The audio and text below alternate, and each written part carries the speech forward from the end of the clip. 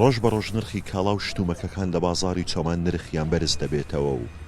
لە نێویشیاندا نرخی نان بە جیاواز لەگەڵ هەموو شار و شارۆچکەکانی تر 4 نان بایی 1000 دینارە. چۆمانێ هەرێک سیعرەک نییە، ئێستا هەموو فڕنیچیەکان 4 بە هەزاریە، چونکی لەبەرەوەی ئەو نانە ئەگەی وەگران بووە ئەوە بازاری ڕەشە، توجار بە کەیفی خۆیتی هەریەکی بەنەوعەکی هاردی ئەپرۆشی، هەتا هاردی بایعیش بوو، هاردی بایعیش ئێستاکانە پەردەی بۆ 30,000،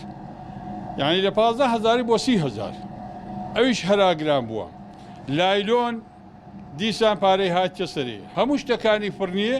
گرانە بووە، ئەمە مەجبوری تێگەیشتی نانی 4 بازار بنە، ئەو جارە حەقی حەمەل و شاگردەکان دیتەن لە خۆ هیچ نوێساعی فڕنیە نامینێتەوە، هەرچەندی بازار گرانبی هاوڵاتی زەرمەند دەبی، ئەدی بازەکە هاوڵاتی دەدا، فەقیر و فەقاراتەدا. قایمقامیەتی قەزای چۆمان پێی وایە لە ئەگەری گۆڕانکاری و زیادبوونی نرخی هەر کاڵا و کەلوپەلێک ئەوە کاریگەری زیاتر دەسەر شارە دوورە دەستەکان دروست دەکات.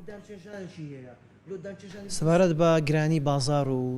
زۆری ئەو کاڵایانی کە ئێستاکە لە چۆمان بە تایبەتی کێشەکە لەوەدای بازاری چۆمان ئەو ناوچێ شوێنێکی دوورە دەستە زۆر سنووردارە، یعنی بابەتی هەبوونی منافەسە لە بازار تا حدەیەکی زۆر سنووردارە. زال زۆر بابەتی کاڵای ناو بازار لە نان دەڵێ، لە مەتاعمەکان دەڵێ، لە گۆشت فرۆشتن، لە ملیشک، لە زۆر شتێکی خواردەمەنی و ئەوانە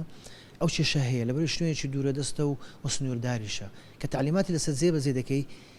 دەگەین ئارادی ئەوەی کە دابخرێتن کە داخرا خەڵکێکی زۆر لەو بابەتە زەرەر دەکاتن. بۆیە ئێستا حالیان ئەوەی کە ئێستا کە لە چۆمان کە دەرێت 4 نان بە 1000 ڕاستە 4 نان بە 1000 بەرام بەجێری ئەو تعلیماتی کە لە سەروتر هەیە دەبی کێشەکەی 180 غرام کەمتر نەبیتن. بۆیە ئەوەی کە لە چۆمان دەگونجی ئەوڕۆکە هەروایە، چکە ئەگە بەدیلەکە بووە داخستن ڕەنگە چین و توێژێکی گەلک زۆر خەڵکێکی زۆر لەوانەیە زەرەر لە ئەو بابەتەی دەکات، چکە ڕەنگە کەس ناتوانانی بە شێوەیەکی گشتی خەڵکەم بتوانین لە ماڵەوە نان حازر کاتم. لە چۆمان نزیکەی 11 نانەوەخانە هەن، بەشێک لە نانەوەخانەکان داخراون و بەهۆی گرانبوونی ئارد و پێداویستیەکانی تر وەک خۆیان دەڵێن ناتوانن نرخی نان هەرزان بکەن. پێشەوە مەحموود کورسات نیوز، چۆمان.